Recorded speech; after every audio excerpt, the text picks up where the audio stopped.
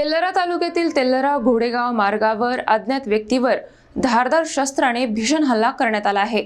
गंभीर जखमी अवस्थेत सापडलेल्या इसमाला अकोला येथे उपचारासाठी हलवण्यात आले असून पोलिसांनी तपास सुरू केला आहे।